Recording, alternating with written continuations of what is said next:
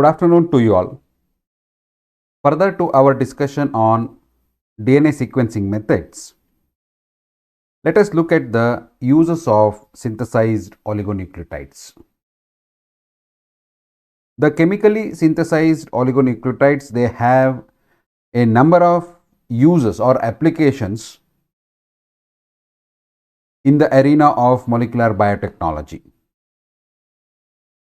And we know that they can be used as the probes, that is the DNA hybridization probes,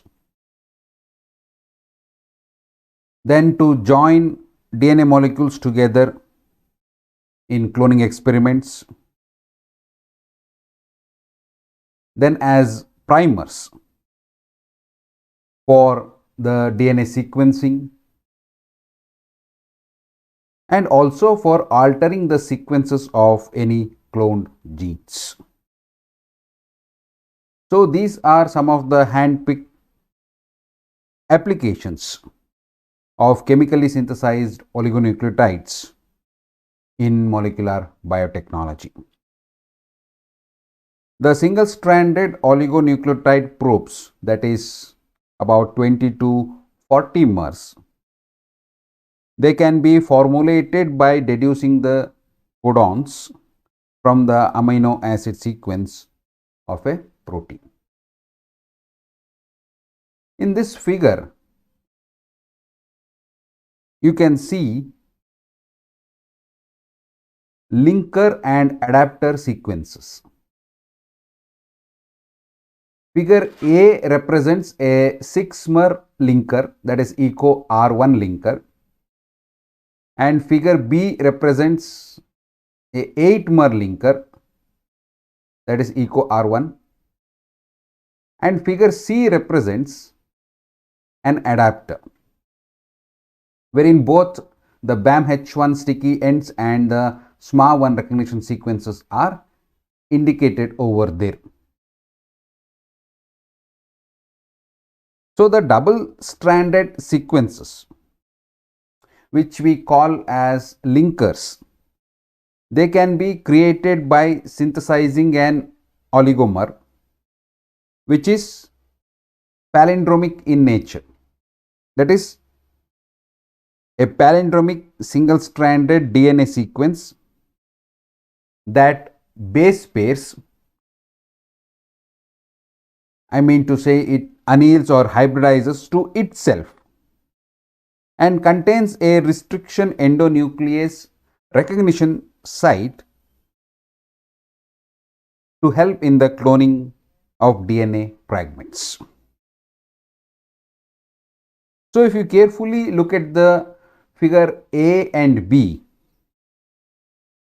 one of these short DNA duplexes ranging from 6 to 12 base pairs can be blunt end ligated to each of the ends of target DNA molecule. Usually it will be a cDNA. And when this new molecule is cut with the appropriate restriction endonuclease, the single-stranded extension, that is sticky ends, enable the target DNA to be cloned into a vector. But prior to cloning, the digestion mixture is fractionated to remove the excess linker molecules from the sticky ends. So essentially, they form a linkage between the growing strand and the primer. So the vector is also linearized by digestion with the same restriction endonuclease, and the two types of sticky ends molecules, now that is the vector and the target DNA, if it is a cloning experiment. If it is a priming experiment, then it will be the primer and the target DNA. So now these are mixed and joined using the enzyme T4DNA ligase.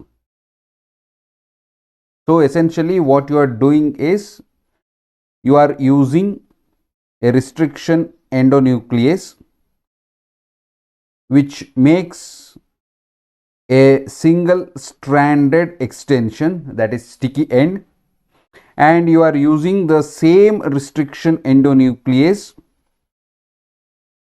to linearize the vector DNA,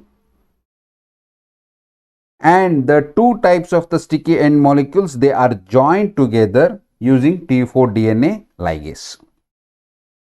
So for this procedure to be effective, the target DNA molecule must not have a restriction endonuclease site that is the same as the linker sequence, or if it is present, then that sequence will also be cut. So that is the point that has to be remembered.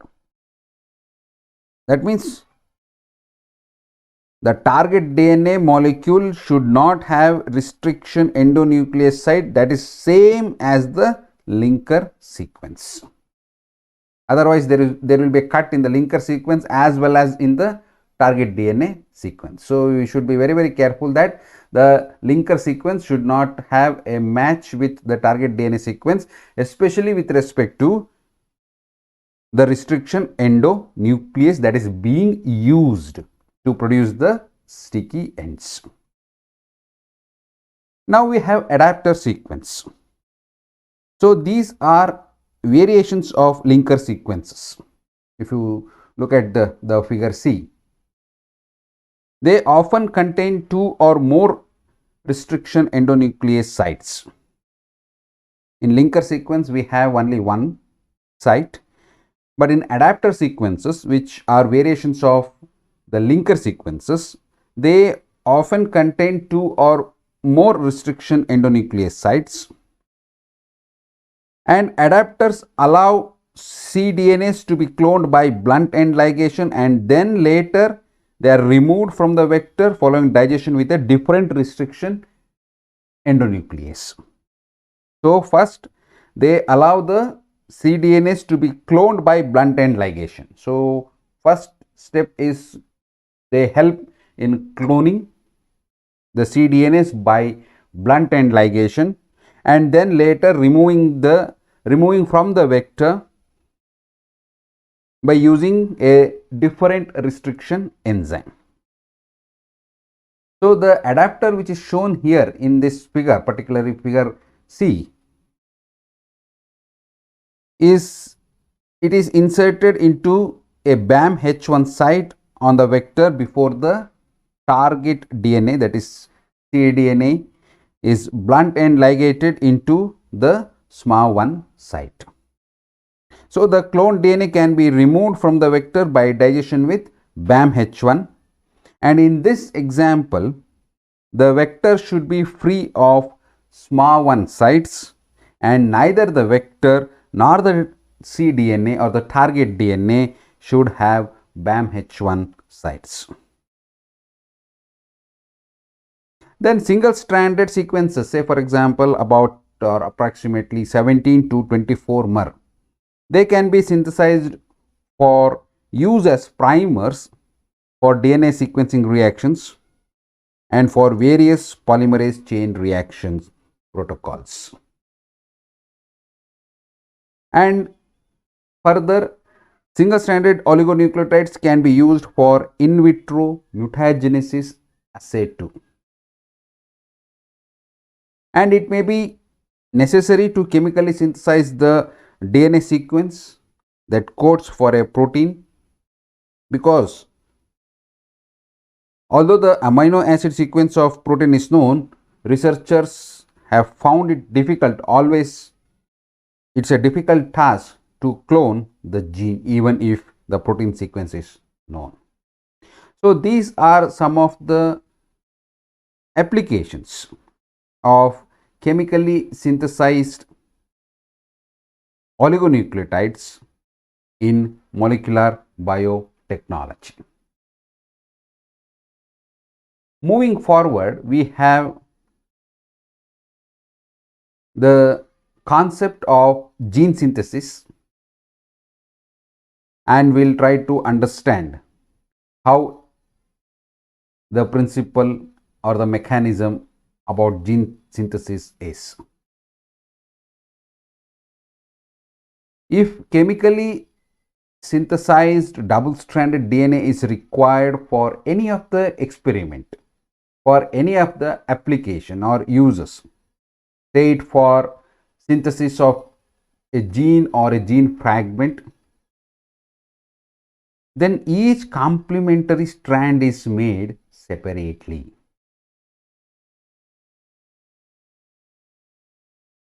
If your objective is to produce short genes, say for example 60 to 80 base pair, then it is technically a straightforward and can be accomplished by synthesizing the complementary strands and then annealing the complementary strands. Okay, but if your objective is the production of longer genes, say for example more than 300 base pair, then a special strategies must be invoked, because the coupling efficiency, which we discussed in the previous session, of each cycle during chemical DNA synthesis cannot be 100%. So the coupling efficiency at each cycle with respect to chemical synthesis of DNA is never 100%.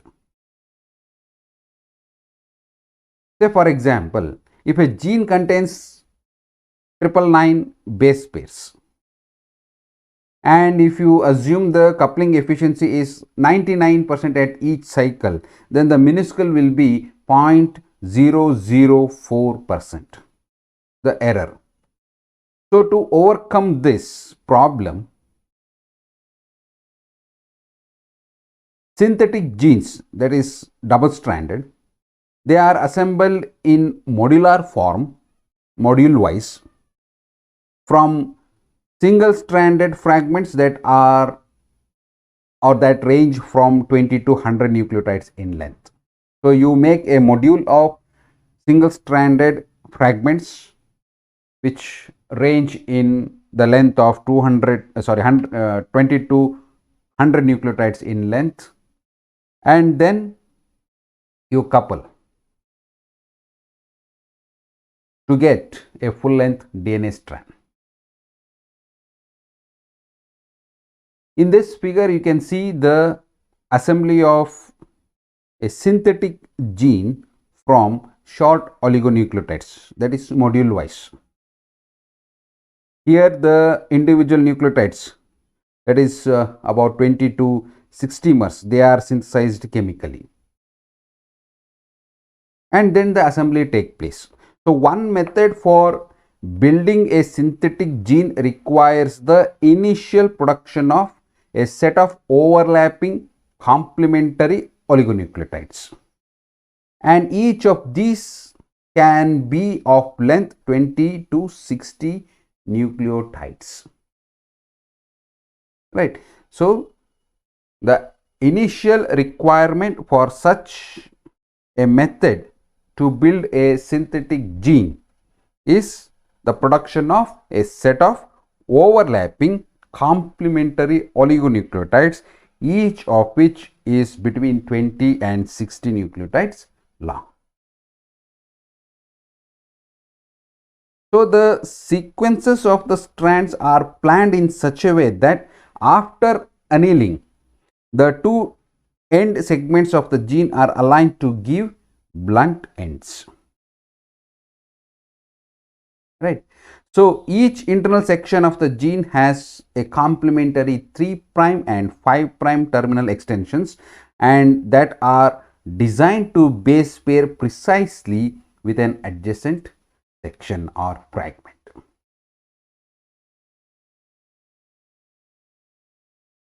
So this is how the gene is assembled, and if there are any remaining or the possible remaining requirement to complete the process is sealing the gaps or the nicks.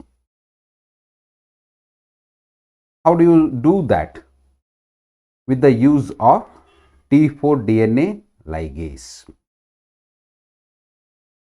So in addition to the protein coding sequence, even the synthetic genes can be designed with terminal sequences that facilitate insertion into a cloning vector, that is with respect to restriction endonucleosides, and if necessary, the sequences that contain signals for the proper initiation and termination of transcription and translation. So you can design the gene in such a way that you can add the sequences that facilitate insertion into a cloning vector, as well as you can add the sequences that contain signal for the proper initiation and termination of transcription and translation. Right. Now this figure illustrates an alternative way, that is assembly and in vitro enzymatic DNA synthesis of a gene.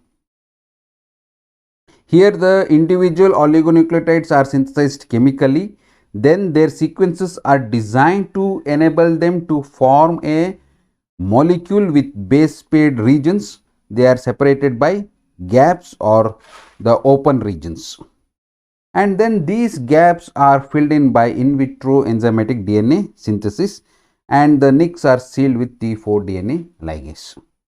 That means this is an alternative way to prepare a full size gene. So how do you do that? To synthesize it is done by synthesizing a specified set of overlapping oligonucleotides, say for example 40 to 100 nucleotides, and after the 3' and 5' extensions, they are annealed and large gaps still exist, but the base paired regions are both long enough and they are stable enough too, so that they can hold the structure together.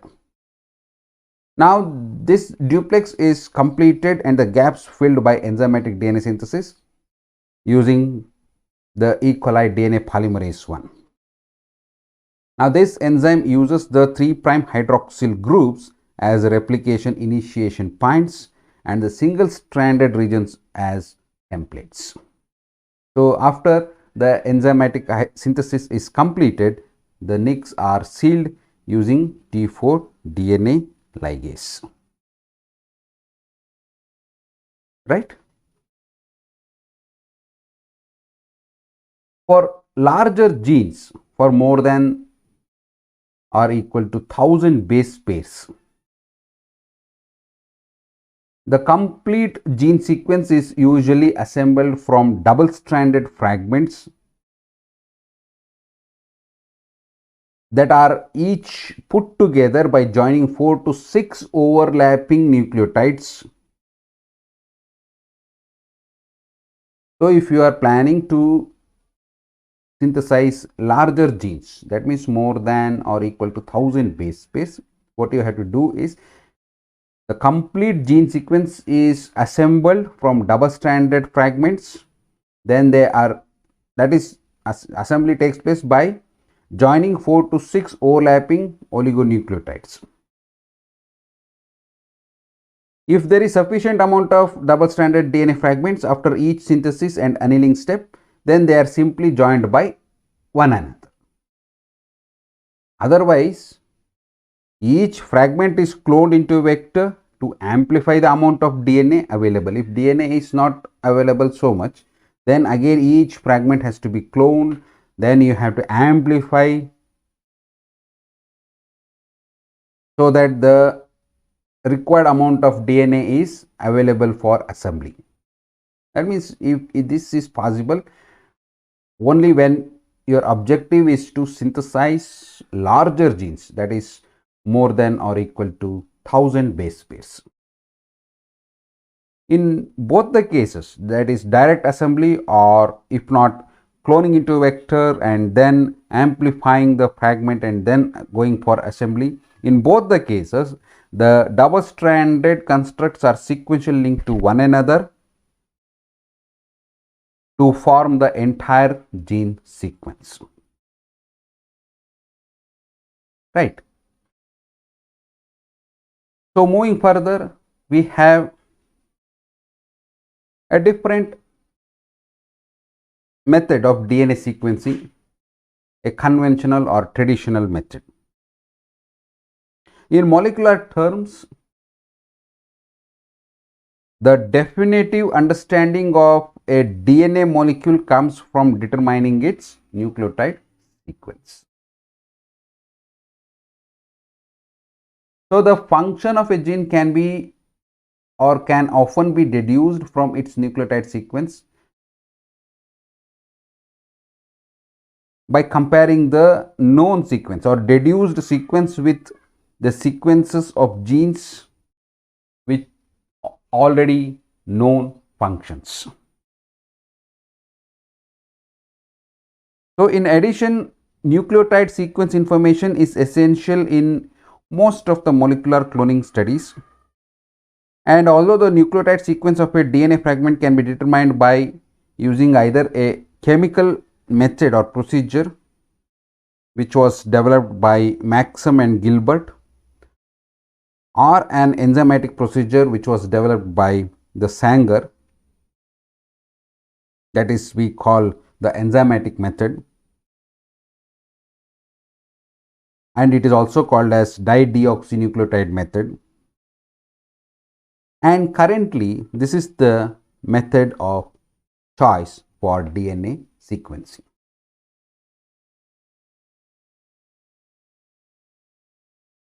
So if you can see carefully, figure A represents a dideoxynucleotide.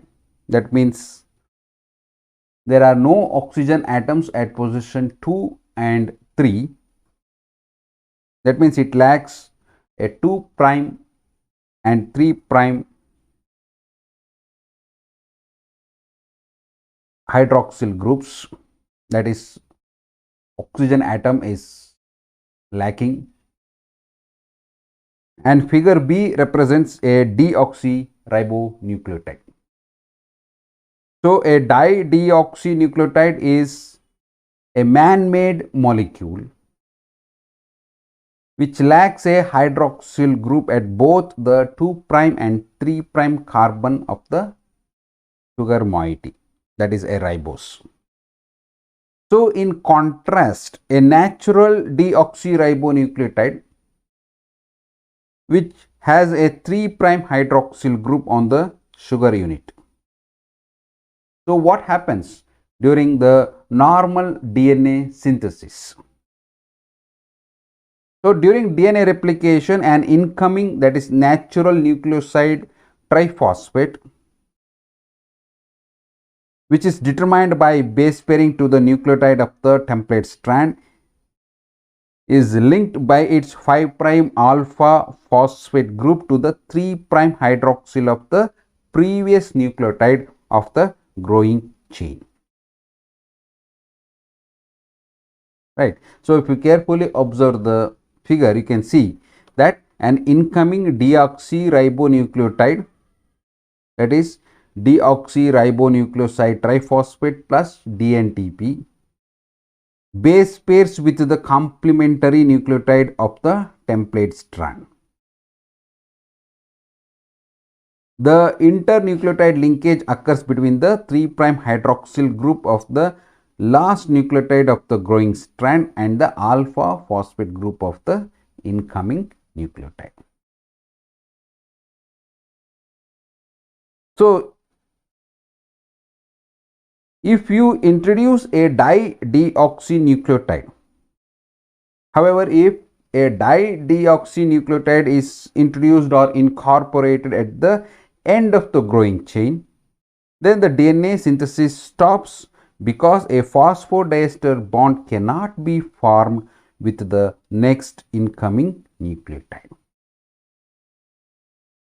This is what we call as blocked DNA synthesis. It means the chain growth is stopped by the addition of a dideoxynucleotide to the growing end. and it is blocked for the reason that there is no 3' hydroxyl group on the dideoxynucleotide sugar. If there is a 3' hydroxyl group, only then the chain growth is, or it is possible. If there is no 3' hydroxyl group, because dideoxynucleotide sugar lacks 2', 3' hydroxyl group, so the DNA synthesis is blocked. Now the termination of DNA synthesis is the quintessential feature of the dideoxynucleotide DNA sequencing method. So wherever you add the dideoxynucleotide, the growth of the chain is terminated. Although other experimental conditions must be met before a DNA sequence can be determined. Right. So in principle, the first step in the standard laboratory conditions or procedures for a dideoxynucleotide DNA sequencing entails annealing a synthetic oligonucleotide to a predetermined segment of a strand of the cloning vector near the insertion site of the cloned DNA. Here the oligonucleotide acts as a primer sequence by providing a 3' hydroxyl group for the initiation of DNA synthesis. So you require a primer, and this primer provides a 3' hydroxyl group for the purpose of initiation of DNA synthesis. Now the primed DNA sample, that is partitioned, or it is divided into 4 separate reaction tubes, and each tube contains 4 deoxyribonucleotides, that is DATP, DCTP, DGTP and DTTP, and one of which is radio labeled. This was the method that was developed, because at that time the fluorescent labels were not available. So one of which, that is deoxyribonucleotides, is radio labeled, and one of the 4 dideoxynucleotides, DDATP, DDCTP, DDGTP or DDTTP. So the concentrations of each dideoxynucleotide in each reaction tube is adjusted carefully so that it is incorporated into the mixture of growing chains at every possible site, and not just as occurrence or the first occurrence. That means if there is C in the sequence, as you can observe in the figure, the first base, then the labeled G is available, the DGTP, then it gets paired, and in the sequence if another C is there, the same GTP, that is DDGTP, should also go and pair with the C available elsewhere in the sequence. It should not only pair with the first base occurring and stop. Wherever possible, the complementary base is there, so the dideoxynucleotide, respective or appropriate dideoxynucleotide bases should go and pair. So in the figure you can see the possible sequences that can be obtained in each of the 4 reaction tubes. Right. So we will continue our discussion on this primer extension in detail in the next session. So for Now I'll stop the discussion over here. Thank you very much.